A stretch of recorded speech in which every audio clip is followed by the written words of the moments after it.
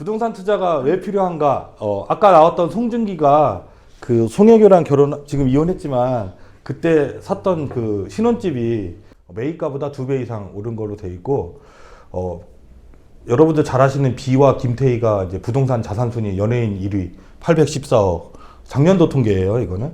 그리고 뭐 6위가 서장훈, 7위 하정우, 뭐 8위 정우성, 이정재, 9위 장동건, 고소영, 싸이 뭐 400억.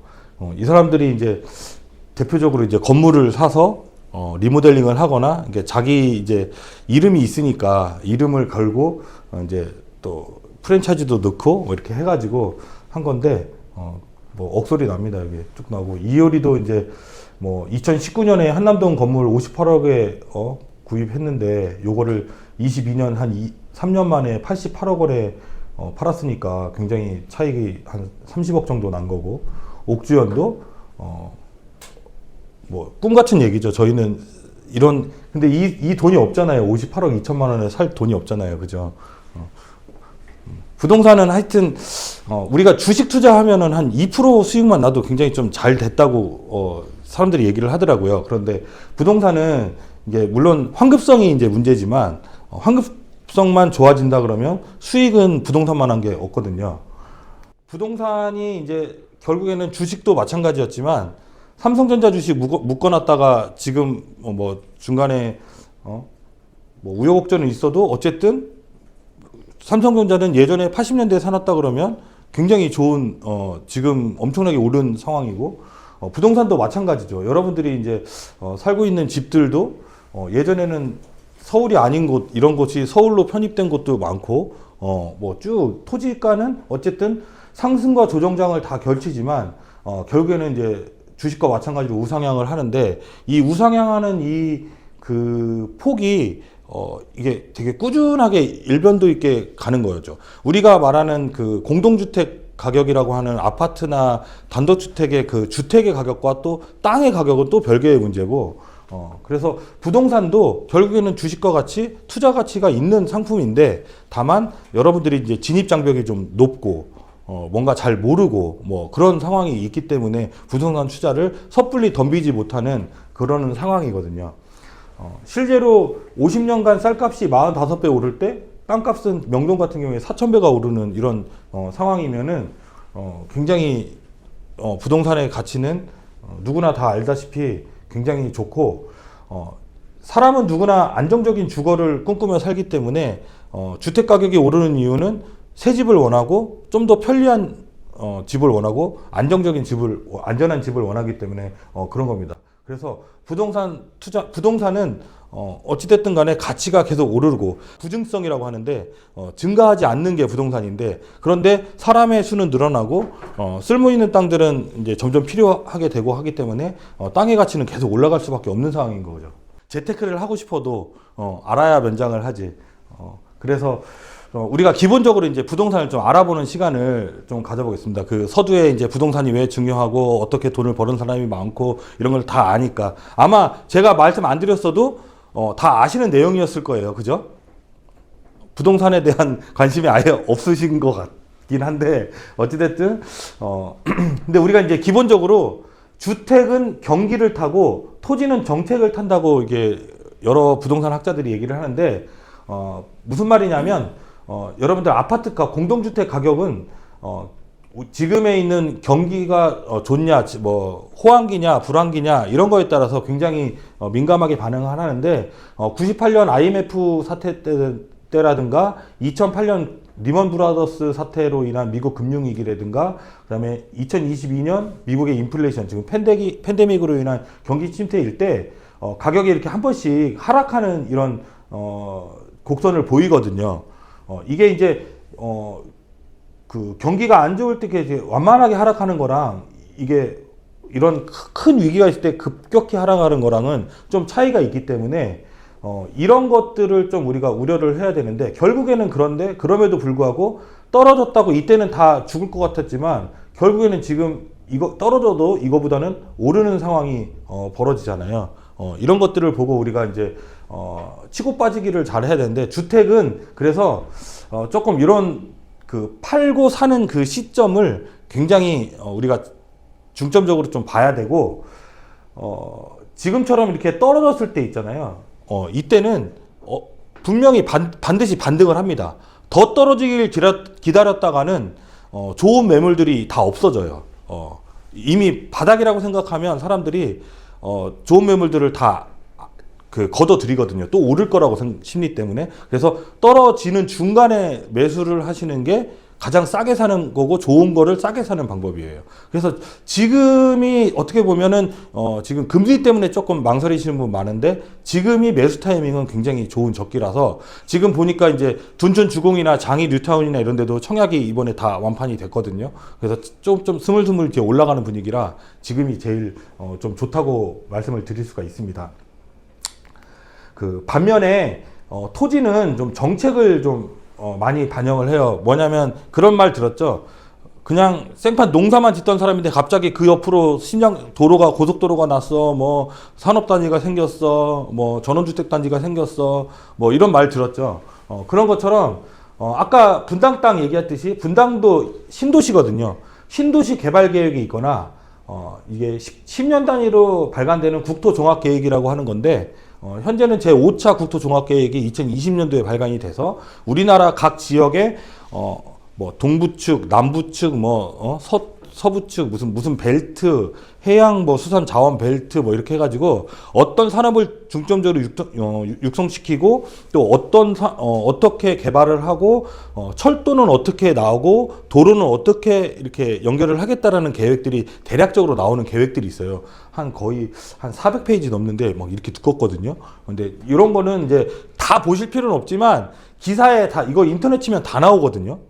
관심이 없어서 그렇지 인터넷 치면 앞으로 우리 동네가 어느 정도 발전이 될지를 좀 예측해 볼 수가 있는 그런 것들이에요. 그리고 이제 여기에 그거를 기반으로 해서 이거를 기반으로 해서 세분화된 게 이제 국가 철도망 계획, 그다음에 국가 교통망 계획, 서울 도시기본 계획 이런 것들이 있는데 국가 철도망 계획에 수도권 내륙철도가 이제 반영이 되다 보니까 수도권 내륙철도가 청주공항에서 충북 혁신도시 거쳐서 진천 거쳐서 안성 거쳐서 동탄까지 이렇게 가는 거거든요.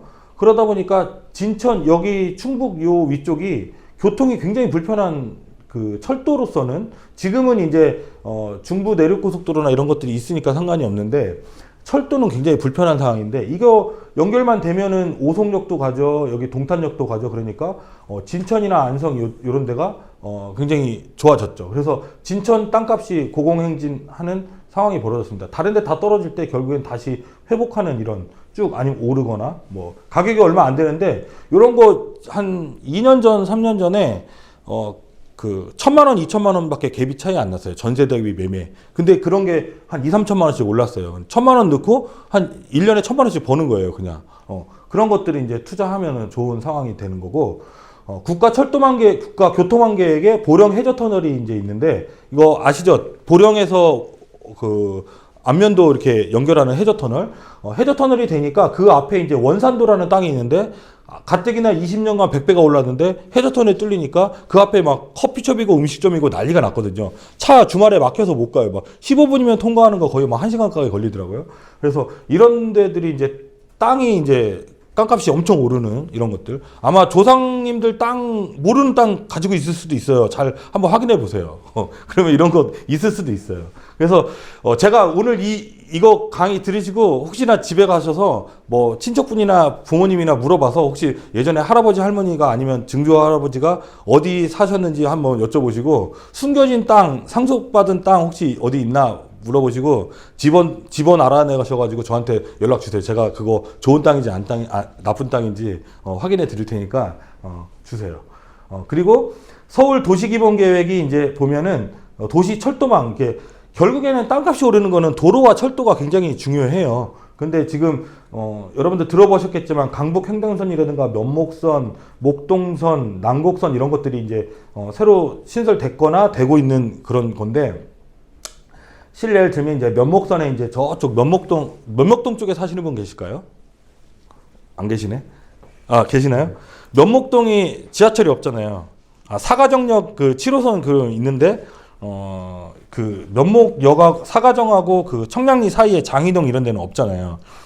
예를 들어서 이제 장이동에 그 현대 홈타운에 사시는 분이 계시는데 그분이 이제 지금은 장을 보러 가거나 이럴 때는 버스를 타고 또 가가지고 뭐 청량리 경동 제일시장 가가지고 장을 보고 뭐 이렇게 왔다 갔다 해야 되는 상황인데, 만약에 이 면목선이 뚫리면 집 앞에 면목선 경전철이 뚫렸다 그러면 이분이 이걸 타고 아침에 남편 저기 직장하고 이제 자녀들 그 도시락 싸가지고 이제 도시락 요즘에 안 싸죠. 너무 옛날 사람이네.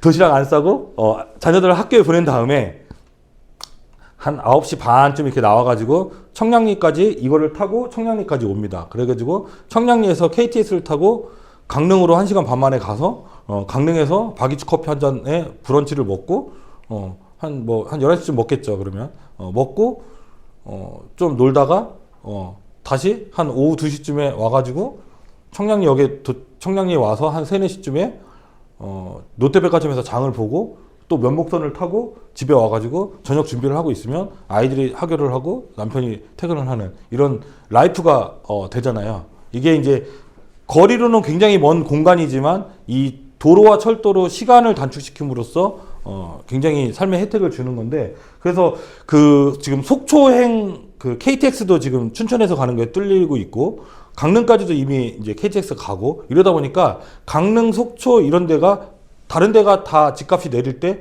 거기는 또 다 올랐어요.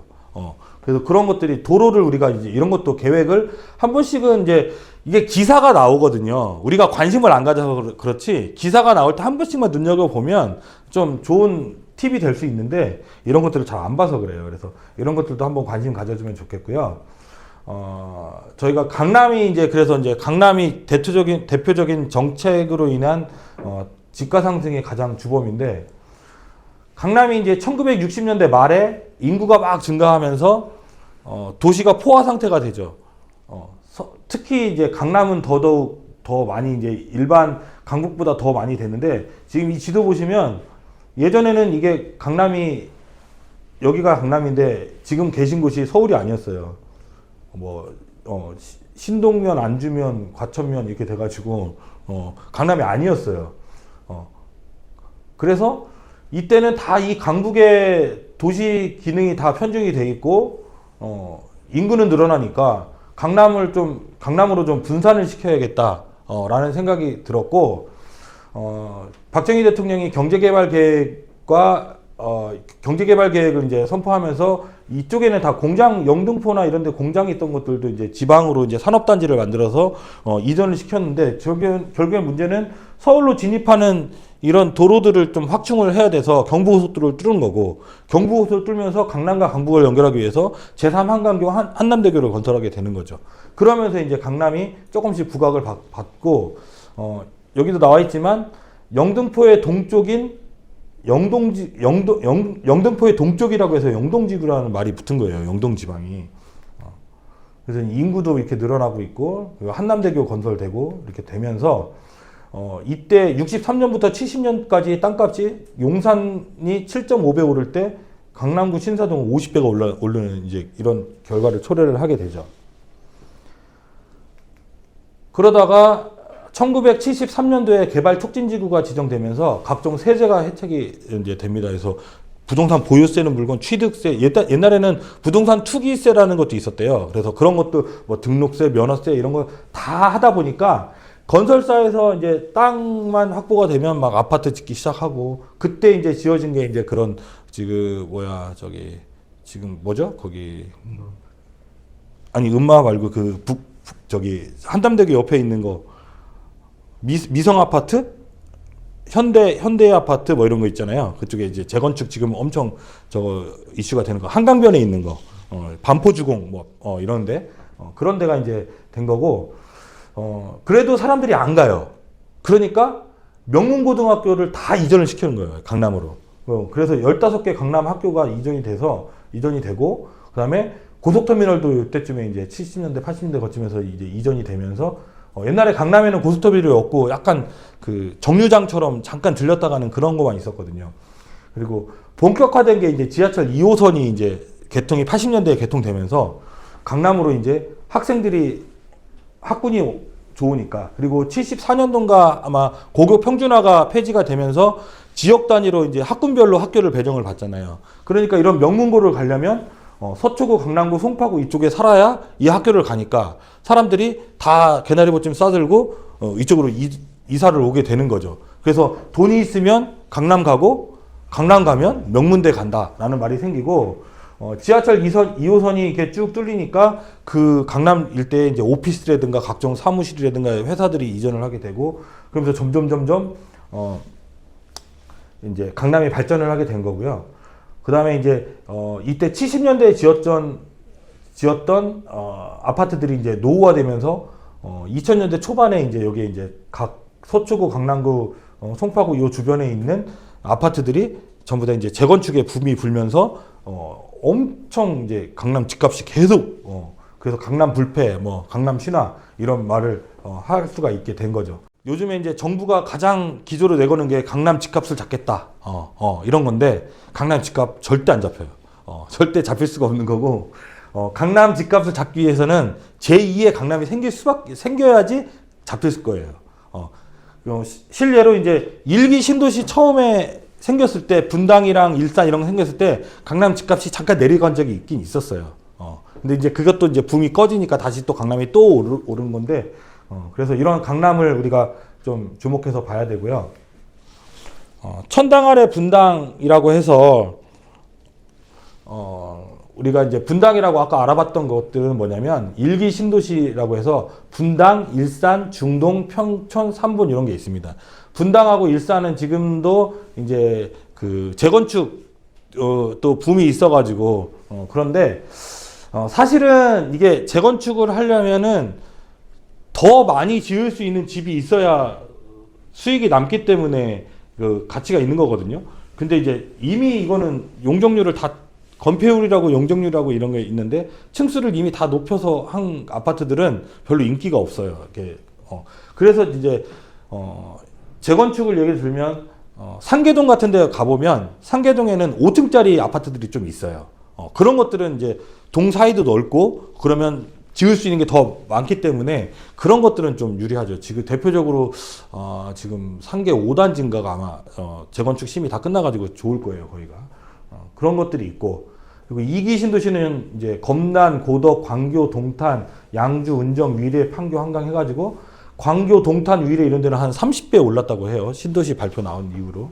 그리고 3기 신도시는 요즘에 한참 청약 이제 사전 청약 끝나고 이제 또 청약하는데 계양, 교산, 대장, 왕숙, 창릉, 광명, 시흥 뭐 이런 것들이 있죠. 그러면 이제 우리가 제 4의 신도시는 어디가 될까? 유추해 보면 되잖아요. 4기 신도시 어디가 될 수 있을까요? 알면 좋겠죠. 미래를 알면 진도준인 거죠. 지금이 딱 이건 거죠. 우리가 이제 앞으로 4기 신도시가 어디가 될지를 알면 진도준 되는 거예요. 진도준은 이걸 알았잖아요. 드라마에서는 알았으니까 그 분당을 찍은 거잖아요. 우리도 4기 신도시 알 수 있으면 너무 좋겠죠. 제가 이제 여기 그 인천 계양, 부천 대장, 고양 창릉, 남양주 왕숙, 1, 2지구, 교산 이제 여기를 다 이제 이 섹터를 제가 되게 먼데 이걸 다 걸어봤거든요. 다 걸어서 임장을 다 가봤는데 이제 공통점을 몇 개 찾았어요. 일단 철탑들이 많아요. 그 전선 철탑. 그럴 수밖에 없어요. 도시 외곽이니까. 그리고 그린벨트가 많이 있고 비닐하우스 되게 많겠죠. 그러면 그리고 그런 거 있죠. 정화조차 같은 거 이렇게 그 오폐수 처리하는 그런 집화 시설들이 거기 좀 있고 그다음에 이제 강을 또 하나씩 이렇게 끼고 있고 그런 공통점을 찾았거든요. 그래서 이제 지도 보면서 그렇게 공통점이 있는 것들을 계속 한번 찾아보면 어떨까 좀 싶어서 해봤는데 어렵긴 어렵더라고요.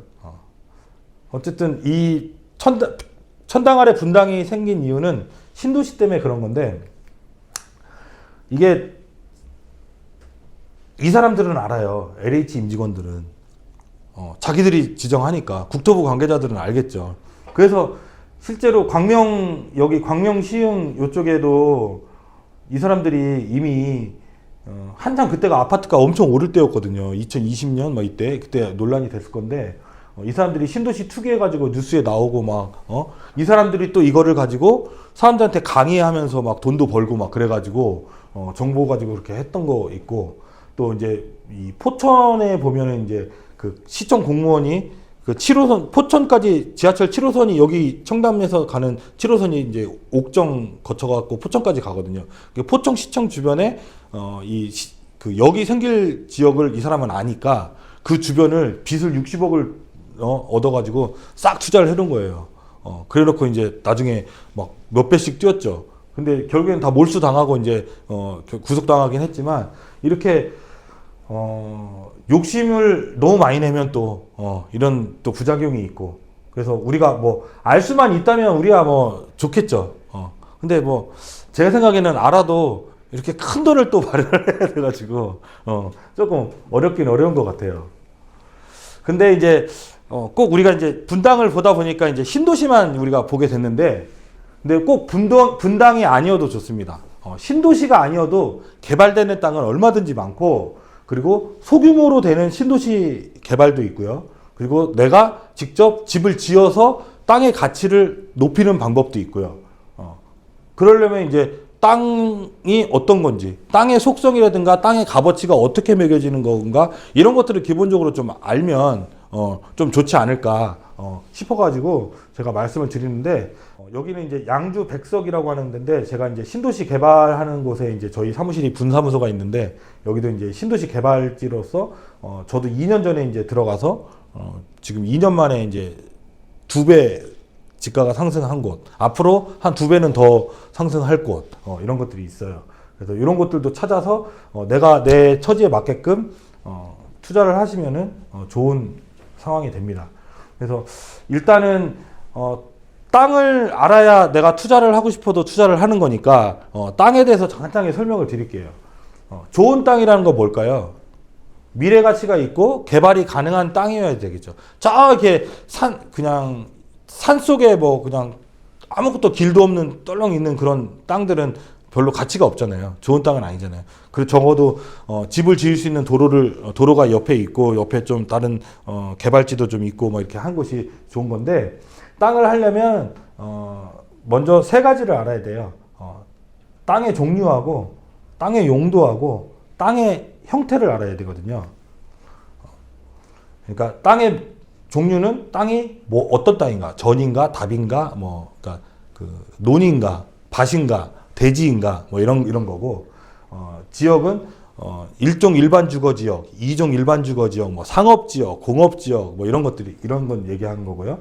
그다음에 이제 땅의 상태는 도로와 접해 있냐, 안 접해 있냐, 이런 것들을 보시면 되는데, 지목은 말 그대로 이제 한 필지당 하나씩 이렇게 그 지적도라고 해서 지도를 보시면 이렇게 그 땅이 뭐 네모 반듯한 땅도 있겠지만 삐뚤삐뚤한 땅도 있는데, 그 하나하나당 다 이름을 붙여놨어요. 이거는 밭입니다. 이거는 논입니다. 이거는 대지입니다. 이거는 뭐 공장 용지입니다. 이거는 창고입니다. 창고 용지입니다. 이거는 뭐 하천입니다. 이건 도로입니다. 이렇게 해놨어요. 그러니까 그런 것들을 얘기하는 거고요.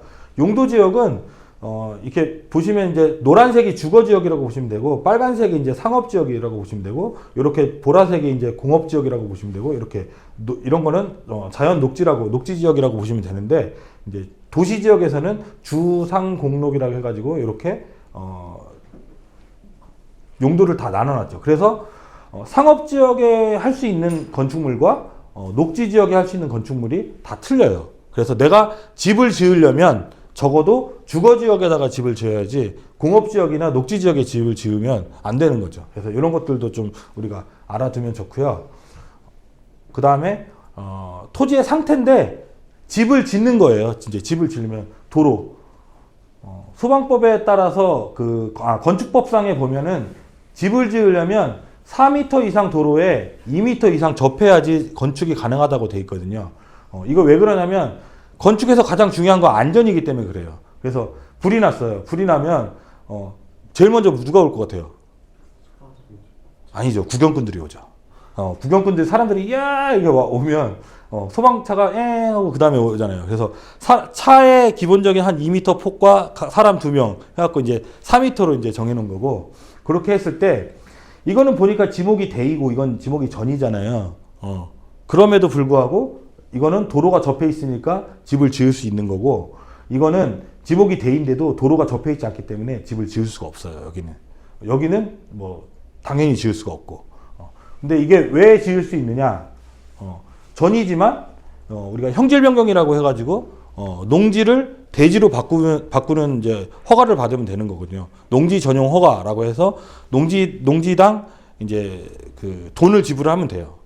돈이 그렇게 비싸지 않게.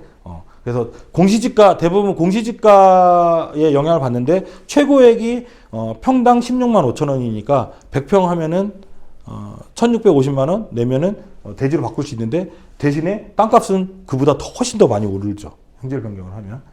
그런 것들이 있고, 또 꼭 길이 이렇게 꼭 이런 길만 있는 게 아니고요. 현황상 도로라고 해가지고 이렇게 농로 따라서 이렇게 그냥 실제 도로는 아닌데 그냥 농로처럼 해놓은 거 있잖아요. 이런 것도 인정을 받아서 할 수 있는 데가 있어요. 근데 이제 이거는 시도 조례에 따라 다 틀리기 때문에 그때 좀 우리가 봐야 되고요. 아까 농지 전용 허가 제가 말씀드린 거죠. 이렇게 농지를 개간을 해서 형질 변경해가지고 건축을 하면 돼요. 근데 이거에 내가 살 집이면 그냥 전으로 놔두는 게 더 나아요. 왜냐면 세금 때문에 전이 보유세가 훨씬 조금 나오겠죠. 대로 하면 공시지가가 올라가기 때문에 세금이 더 많이 나오겠죠. 내가 직접 살 집이라면 그냥 전으로 해놓고 아니면 팔 거라면 대지로 바꾸는 게 낫고 그런 게 있습니다.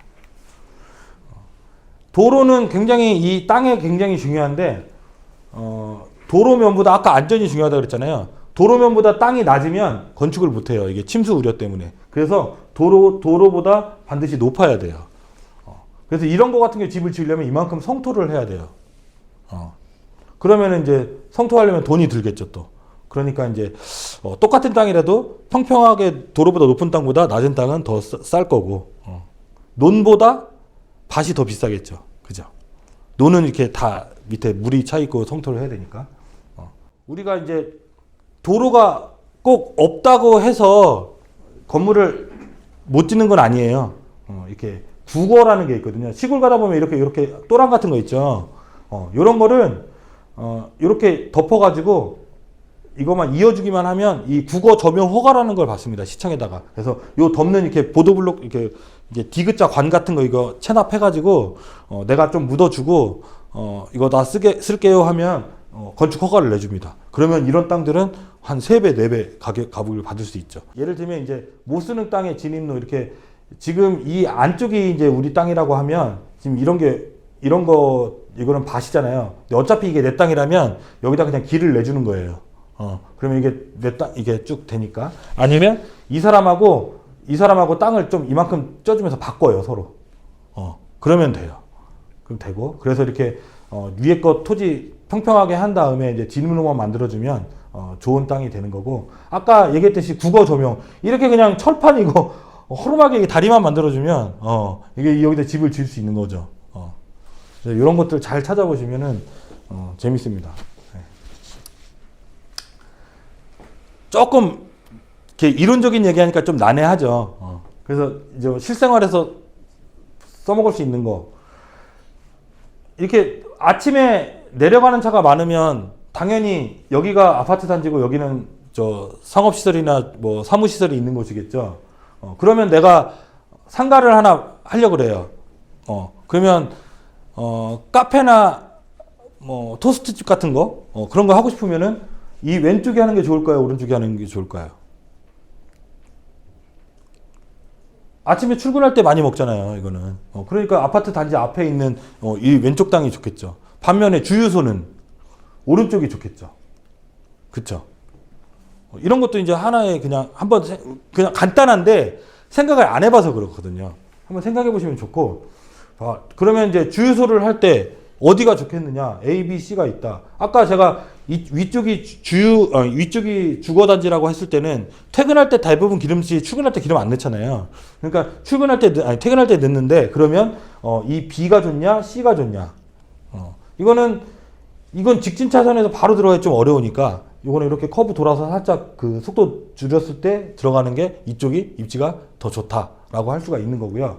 이제 이거는 이제 복잡하게 지목이 전이냐 뭐 대냐 이런 거에 따라서 근데 전 대는 상관없다 그랬잖아요. 그래서 이런 것들도 좋고, 근데 만약에 슈퍼마켓이 내가 하고 싶다 그러면 어디가 하면 좋을까요? 이거는 이제 신호등이 어디 있냐가 좀 문제인데, 신호등이 만약에 여기 있다 이렇게 그랬으면 여기 좋죠. 왜냐면 사람은 최단거리로 여기서 버스 정류장 내려가지고 최단거리로 건너가서 집에 가고 싶으니까 뭐 그런 개념으로 이제 찾으시면 된다. 그래서 땅을 보는 눈은 이제 아까처럼 그런 도로가 접하고 뭐 농지냐 뭐 대지냐 뭐 이런 거에 따라 틀리고, 또 이렇게 입지에 따라서도 또 틀리다라는 거를 제가 말씀을 드리는 거고요. 실제로 이제 파주 운정 신도시 쪽에 이제 주유소를 좀 파악해 보니까 이게 다 이제 오른쪽에 다 집으로 들어가는, 시내 들어가는 쪽에 위치가 돼 있다고 합니다. 그래서 이런 것들이 매출에 굉장히 영향을 미치기 때문에 이런 것도 나중에 혹시라도 상가 투자나 뭐 이런 거 하실 때는 이런 것도 좀 눈여겨 보시면 좋을 것 같아요. 이제는 그러면 본격적으로 이제 투자하는 방법에 대해서 한번 잠깐 얘기를 들어볼게요.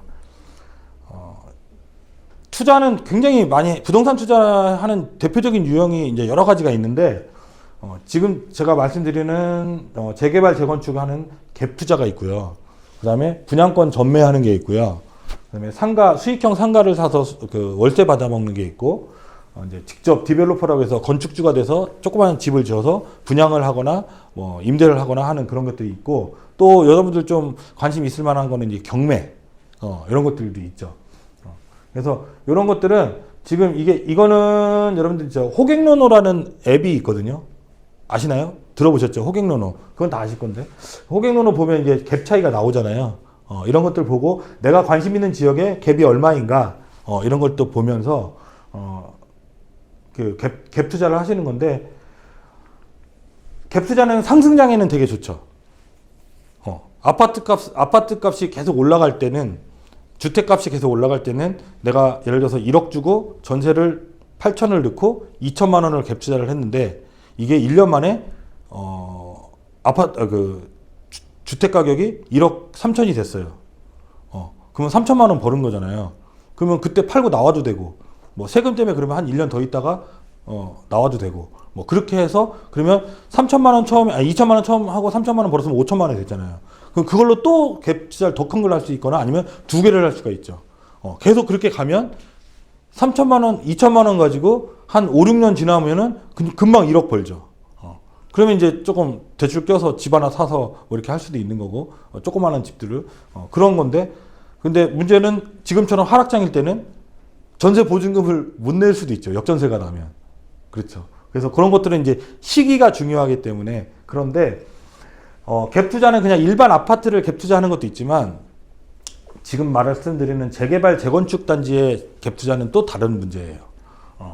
재개발은 이제 제가 의정부 가능동의 이제 내용인데, 의정부 가능동에 지금 재개발을 이렇게 추진을 하고 있습니다. 1구역부터 10구역까지 해가지고 하고 있는데, 아직 구역 지정 전이긴 해요. 근데 동의서만 다 받아서 동의가 확보되고 이제 입안 제안을 하고 시청에서 이제 반영 통보를 받아서 곧 있으면 구역이 지정될 것 같습니다. 올 연말이나 내년 초? 이 정도면 그래서 구역이 지정되면 또 제한사항이 좀 있기 때문에 들어가려면 지금 들어가는 게 좋은데, 이게 재작년에는 갭 차이가 2천만 원, 3천만 원밖에 안 났어요. 그리고 작년에는 5, 6천만 원 하더니 지금은 갭 차이가 1억이 넘어가요. 그나마 이제 금매로 조금 금리가 올라가고 그래서 대출금리 때문에 조금 어려운 사람들이 금매로 내놓는 게 좀 있어서 그런 것들은 요즘에 한 6, 7천에도 나오는 것들이 있는데, 하여튼 그런 것들 이제 투자하는 건데, 요거는 재개발 호재가 있기 때문에 가격이 떨어지지가 않아요. 그리고 한 10년 정도 바라보고서 투자를 하는 거고, 그런데 분양 자격을 주어지니까 아파트가, 그때 지어진 아파트가 내가 지금 1억을 넣고 들어가서 추가 분담금 한 2, 3억 더 낸다고 해도 최소한 10억 이상 아파트가 나한테 들어오니까 이거는 굉장한 메리트죠. 그러니까 그게 이제 그 갭이 프리미엄이라는 게 형성이 돼서 그걸 가지고 계속 그 사고 팔고 하는 거거든요. 그래서 이런 것들도 지금 여러분들이 그 나이대가 젊으시니까 내 집 마련을 위한 조건으로 이런 구역 그 재개발이 추진이 될 가능성이 가장 많은 곳을 미리 선점해서 들어가서 쌀 때 몇 천만 원 안 들이고 들어가서 10년 정도 내가 그냥 좀 기다려 보겠다라고 생각하면 그런 거 사서 들어갔다가 전세 내놓고 아니면 월세로 받든가 해서 그런 거를 가지고 있으면 나중에 이제 아파트가 나한테 이제 분양 자격이 주어지죠. 그렇게 내 집 마련을 하시는 분들도 많아요. 내 집 마련을 하는 방법은 뭐 청약도 있고 뭐 내가 돈 주고 사는 방법도 있고 뭐 여러 가지가 있겠지만 이 방법이 가장 제가 볼 때는 좀 나이가 젊고 이렇다 그러면 좋다고 봐요. 다만 이제 재개발은 언제든지 안 될 수도 있고 리스크는 언제나 존재하죠. 모든 투자는. 그런데 이왕이면은 이제 시기를 잘 보면 돼요. 언제 들어가냐 꼭 될 수밖에 없는 상황이 있는 거고. 그래서 좋은 부동산과 좋은 그 중개사분을 잘 알고 계시면은 이런 거에 도움을 많이 받을 수가 있어요. 딱 누구라고 얘기 안 드릴게요. 예, 예. 이렇게 하고 재건축은 초과이익 환수제라고 해가지고 어차피 내가 이 벌은 돈을 또 세금으로 또 내야 되는 상황이 벌어지거든요. 아직까지 법이 통과가 안 돼서 그 없앤다는 말도 있는데 조만간 없어질 것 같기는 해요. 지금 추세로 봐서는. 근데 아직까지는 이게 존재하기 때문에. 그리고 재건축은 진입장벽이 되게 좀 높긴 해요. 아파트가 비싸서. 이런 것들은 이제 빌라라는 게 있기 때문에 재개발은 작은 빌라 같은 경우에는 값이 싸니까 이런 것들은 충분히 이제 되는데 아파트는 조금 제가 볼 때는 초기 자본이 좀 많이 있어야지. 요즘 상계동도 거의 한 5억 정도는 있어야지 재건축 투자가 제일 빨리 되는 거. 그런 것들이 되고. 이거는 좀 이제 나이 드시면 이제 돈이 좀 어느 정도 된다 그러면 상가 같은 거 분양받아서 대출을 많이 끼더라도 지금은 금리가 높아서 조금 인기가 없지만 대출 같은 거를 좀 받아서 월세로 그걸 충당하면서 버티고 있으면 상가 가격이 올라서 나중에 팔고 나오고 막 하는 그런 식으로 이제 상가를 하는 게 있고요. 뭐 아까 말씀드렸듯이 이거는 직접 내가 좋은 땅 골라서 집을 지은 다음에 분양하거나 팔거나 부가가치를 높여서 파는 방법들. 이렇게 이제 갭 투자를 하는 유형들이 되게 많이 있어요. 지금은 잠깐 이제 분양이 좀 안 되는 시기이긴 한데 이거는 뭐냐면 사실은 이 지금 분양을 하는 아파트들은 다 2, 3년 전에 인허가를 받고 수주를 한 매물들이 지금 분양을 하는 거거든요. 그런데 경기가 좋을 때 했던 것들이죠. 근데 이게 무분양이 났더라도 근데 지금은 경기가 안 좋으니까 건축사에서 예전에 비해서 이 인허가 양이 거의 30%도 안 돼요. 그러면 한 3년 후에 시장을 반영하는 거거든요. 그러면 그때는 공급 물량이 엄청 줄어드는 거예요. 그러면 이제 다시 공급 물량이 줄어들면 새 아파트가 없어지면 또 가격이 또 오르겠죠. 새 아파트 새로 생기는 것들은. 그래서 이게 분명히 그런 반등이 오고 우크라이나 전쟁도 뭐 더 오래 가겠어요. 뭐 조만간 끝나지 않겠어요. 뭐 원자재값 뭐 올라봤자. 그리고 분양가는 계속 오르거든요. 그러면 주변의 아파트들이 가치에서 오를 수밖에 없는 상황이거든요. 그래서 그런 것들을 좀 보시면은 좋을 것 같아요. 그래서 아까 이제 재개발 얘기를 잠깐 뭐 하다 말았는데 재개발은 어쨌든 가장 빨리 하는 게 좋긴 좋아요. 제일 싸니까. 근데 위험 부담이 있잖아요. 그래서 너무 많이 하지 마시고 조금 내가 이거 한 몇천만 원 그냥 나 없는 셈 치고 없어지는 건 아니거든요, 분명히. 그러니까 없는 셈 치고 그냥 좀 묻어둘래. 어디 한 10년 후에 꺼내 보면 6억이 될 수 있을 거야. 막 이러면서 그렇게 하시는 투자를 하면 좋고, 만약에 이게 좀 불안하다 그러면 조금 구역이 지정이 되고 조합 설립이 되고 사업 시행 인가 정도까지만 가면 웬만하면 거의 다 됐다고 보거든요. 이제 관리 처분 인가가 나면 이때는 너무 비싸요. 갭이 너무 차이가 나기 때문에 사업 시행 인가가 이게 뭐냐면 이 집의 감정 평가를 받는 시기거든요. 그래서 내 가치가 얼마고 여기에 내가 돈을 얼마 더 내서 내가 얼마짜리 아파트를 받을 수 있느냐, 이거를 확정되는 그 기간이기 때문에 요때 이제 들어가시면 좋은데, 요때 간혹 이제 집주인들이 이런 사람들이 있어요. 옆집하고 나하고의 상황이 틀린데 옆집은 예를 들어서 감정을 5억을 받았는데 나는 3억밖에 안 받았어. 그럼 기분 나쁘잖아요. 나 아파트 안 받을 거야. 나 이거 팔고 갈 거야. 그러면 부동산에다 내놔요. 나 이거 3억 감정 받았는데 나 5천만 원만 더 받아서 줘. 이렇게 내놔요. 이게 금매물을 원래는 5억짜리인데 그렇게 나오는 게 있거든요. 그런 거 주워 먹으면 되거든요. 그래서 이런 것도 부동산 잘 알아두셔야 된다는 거예요. 그런 거 소개시켜 주니까. 그래서 요때 들어가는 것도 괜찮아요. 이거는 재개발에 대한 좀 공부를 좀 원래는 하셔야 되기 때문에 이게 당장 이해하기는 좀 그렇고, 이런 것도 있다라고 생각하시면 될 것 같고요. 지금 제가 한 얘기가 못 알아듣는 이유가 있어요. 잘 재미가 없는 이유가 있어요. 이거를 평소에 관심을 안 가져서 그런 거예요. 오늘부터라도 여러분들이 관심을 좀 가져주시면 좋을 것 같아요. 분명히 피가 되고 살이 되고 여러분들 돈이 되는 거거든요. 그래서 우리가 지금 데이터가 엄청 많잖아요. 우리 정보의 바다라는 곳에 살고 있잖아요. 인터넷에. 인터넷 치면 다 나오잖아요. 키워드만 치면. 그래서 부동산 관련 데이터가 다 나와요. 지가 변동률, 아파트값, 뭐 토지 실거래가, 앞으로 개발 계획 이런 거 다 부동산 이거 네이버에 다 있어요. 한 번씩 궁금한 지역이나 내가 원하는 자료들을 한번 찾아보시면은 굉장히 좋고요. 사이트들 굉장히 많거든요. 뭐 한국부동산원부터 해가지고 뭐 국토교통부 실거래가 뭐 그리고 어플 아까 말하는 호갱로너나 뭐 아실 뭐 부동산 데이터 뭐 엄청 많아요. 그래서 그런 것들 좀 이렇게 많이 찾아보시고 아침 9시에 이제 여러분들 주식 맨날 이거 보시잖아요. 주식 본심 겸 해서 네이버 부동산 뉴스도 한번 보세요. 그러면 키워드가 이렇게 막 나와요. 오늘, 이번 발표 났는데, 어디 뭐 신도시 뭐 하네? 어디 뭐 도로 뚫리네? 어디 개발되네? 막 나와요. 네, 좋거든요. 그러다가 우리 동네 딱 한번 나오면, 야, 우리 동네 뭐 생긴데 우리 집값 좀 오를 것 같아. 막 이렇게 좋잖아요. 한 번씩 관심을 가져버리고, 보시고, 뉴스나 뭐 부동산 경기라든가 정책이라든가 호재들이 여기에 다 나와 있어요. 뉴스에. 그래서 뉴스도 한 번씩 보는 것들 키워드만 보시면 돼요. 그러다가 관심 있는 거는 한 번씩 눌러서 세부 내용도 보시고 이렇게 하시면 좋고 이거는 뭐 호갱론은 다 아신다고 하니까 뭐 아실도 있고 뭐 있는데 여기에 이제 보면은 실거래가가 있고 전세 매매 갭 차이도 나오고 아파트 정보도 나오고 인구나 상권도 나오고 분양 재건축 경매 뭐 내용 다 나오고 이런 것들이 이제 내가 원하는 단지나 내가 관심 있는 단지에다가 알림 설정 해놓은 다음에 소식 있을 때마다 알림 받아보고 이렇게 하시면 좋고요. 그리고 지도를 잘 보시면 좋아요. 지도 카카오맵이나 네이버 지도는 다 보시죠. 오른쪽 위에 네모칸 같이 된 거 보면은 위성지도 있고 지적도라고 돼 있어요. 그 지적도 말고 그 밑에 지적 편집도 맨 밑에 누르시면 그러면 그거를 좀 확대를 하시면 그 각 지번이 다 나오죠. 몇 호 이제. 그리고 노란색으로 돼 있는 거는 주거 지역이고 빨간색은 상업 지역이고 막 아까 얘기했잖아요. 이렇게 보면은 예정된 도로들 이렇게 철도 도로들이 이렇게 나와요.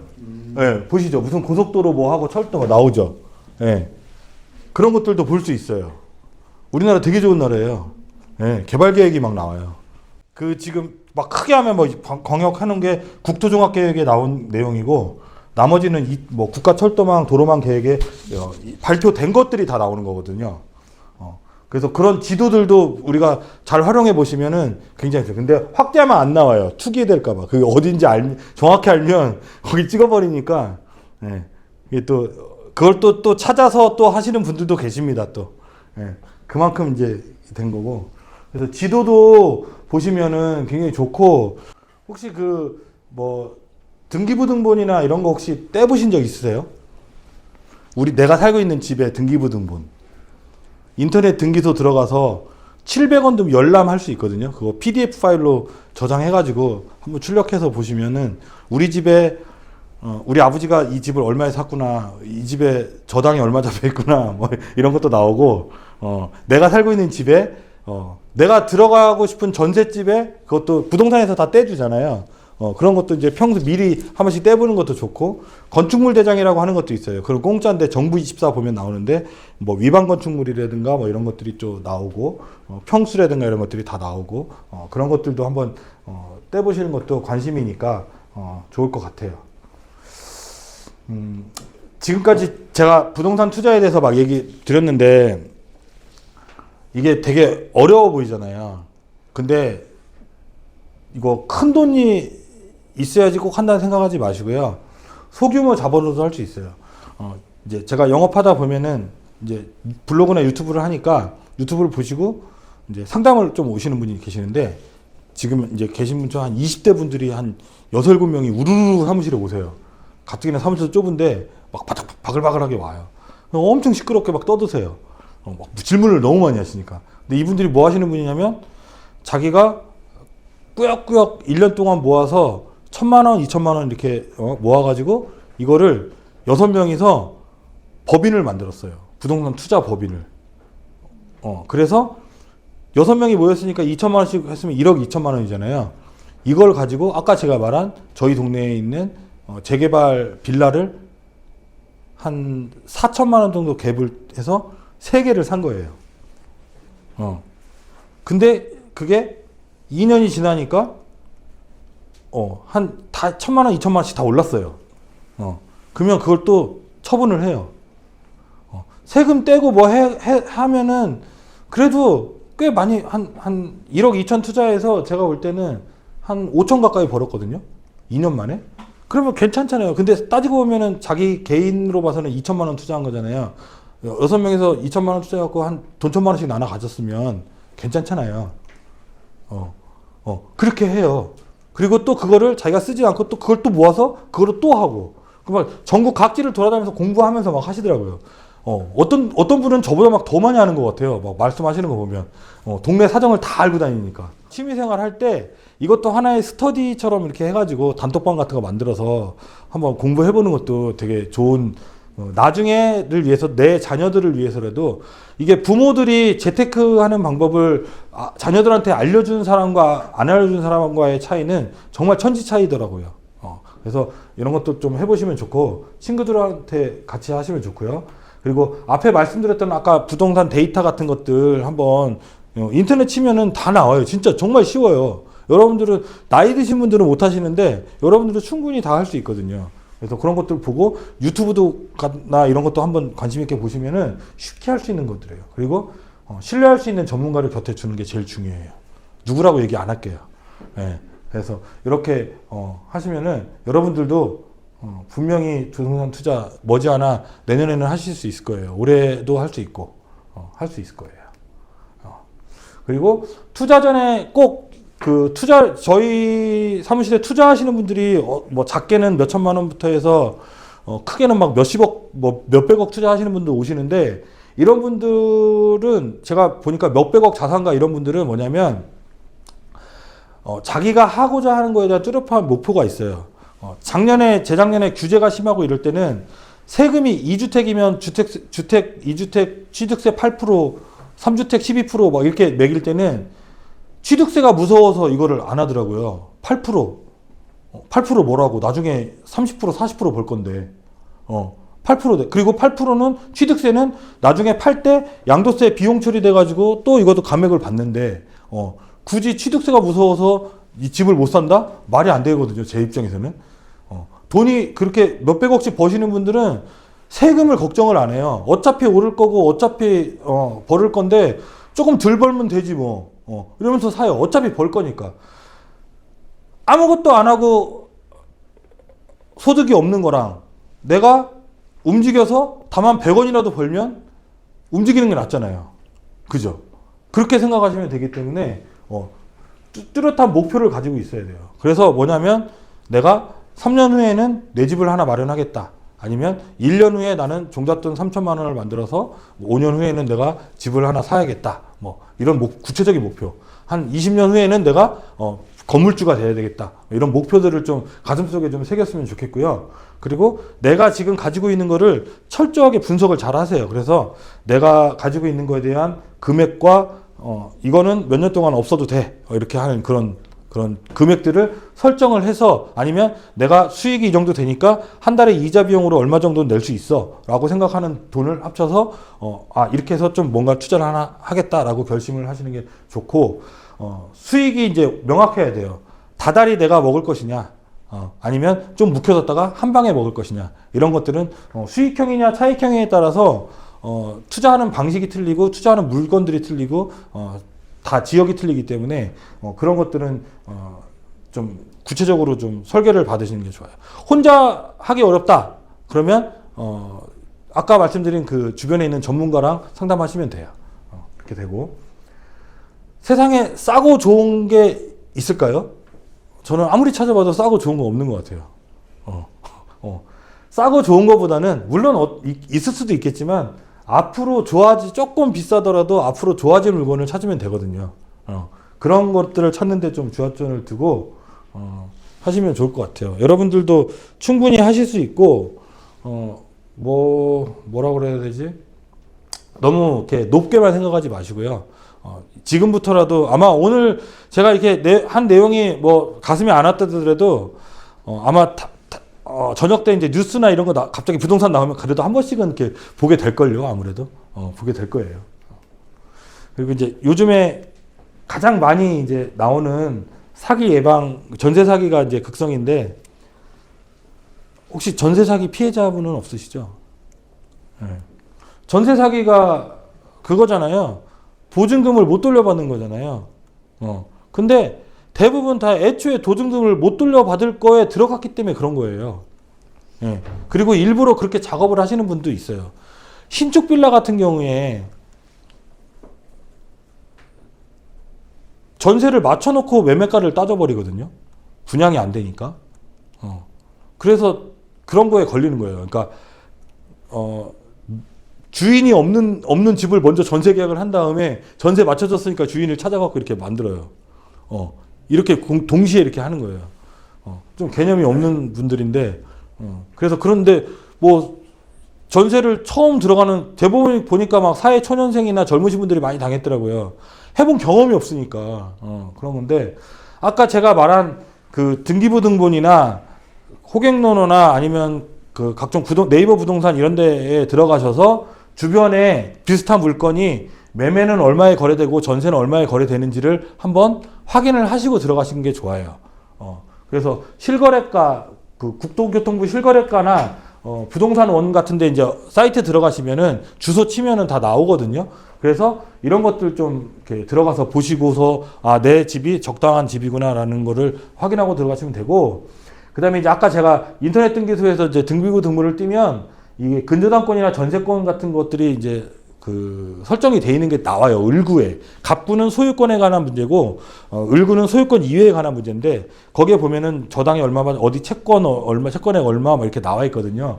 이제 그런 것들 보면은 순서가 중요해요. 그거는. 내게 맨 앞에 있으면 상관없어요. 그 경매를 넘어갔을 때 내게 맨 앞에 있으면 내 거부터 받거든요. 그런데 내게 대부분 집을 살 때 저당을 잡고 나를 전세를 끼기 때문에 늦게 잡힐 거예요. 그래서 은행 먼저 주고, 제일 먼저가 국세. 국세고, 두 번째가 이제 선순위 권리, 그 다음에 뭐 이렇게 되는데, 단 이제, 최우선 변제금이라고 하는 게 있어요. 서울은 얼마, 지방은 얼마 이렇게 있는데, 그게 그 금액이 근데 그렇게 크지가 않아요, 사실은. 서울이 아마, 제가 지금 바뀌었는지 모르겠는데, 8천 몇백만 원? 그 정도밖에 안 될 거예요. 그래서 이제 그런 것들을 좀 보시고 들어가면 좋다. 그래서 그 부동산에서 이걸 다 떼줘요. 계약하기 전에 떼주는데, 확인 설명서 설명하고 할 때 떼주는데, 그때 좀 내가 알면 부동산에서 괜찮아요 하지 말고, 이거는 괜찮은 건가요? 이렇게 한 번씩 되짚어보고 아는 척 하면서 물어보는 게 중요하고요. 아까 제가 그 세금이 제일 먼저라고 했잖아요. 그래서 세금 체납 여부도 확인할 수 있어요, 요즘에. 납세증명서나, 근데 이제 임대인의 동의가 좀 필요하긴 하죠. 그리고 전입세대 열람, 전국 주민센터 어디나 이거 다 가능하니까. 왜냐면 이건 뭐냐면 이미 전세를 맞춰놨는데 나한테 또 이중 계약을 한 거예요. 그래서 집을 들어갔는데 다른 사람이 들어와 있는 거예요. 그러니까 걔도 계약하고 나도 양쪽으로 계약한 거죠. 돈은 다 줬는데 어떻게 해 이거. 그래서 그럴 수 있으니까 전입세대가 있는지 없는지 열람을 꼭 하시고, 그다음에 이제 여러분들이 이제 전입신고나 확정일자가 아까 말한 최우선 변제금을 받는 그 기준일이기 때문에, 확정일자는 동사무소 한 다음에 그 다음날 0시 기준으로 되는 거기 때문에 그런 것들은 이제 법적 의무라든가 이런 것들은 꼭 확인하시고, 이거는 그 임대차 신고나 전입신고는 법적 의무사항이기 때문에 꼭 하셔야 됩니다. 그리고 전세 보증금 반환 보증이라는 게 있어요. 그래서 이율이 뭐 0.128인가 뭐 주택이 그렇고 아파트가 1.15 뭔가 그런데, 그런 거 한 뭐 몇 억짜리 할 때 내 돈 한 2, 30만 원 내고 확실하게 보장받는 방법이니까, 이런 것도 주인이 반 내가 반 이렇게 내는, 임대사업자는 무조건 해야 되는 거고, 이런 것들도 있으니까 이런 것들을 잘 꼼꼼히 확인하시면은 크게 문제가 없을 것 같고, 아까도 얘기했지만 주변에 확실한 중개사분을 아시고 계시면 전혀 문제가 없습니다. 누구라고 얘기 안 할게요. 그래서 여러분들 전세 사기 예방도 이렇게 하시면은 좋을 것 같고요. 긴 시간 지루한 얘기 들어주셔서 감사합니다. 마치겠습니다.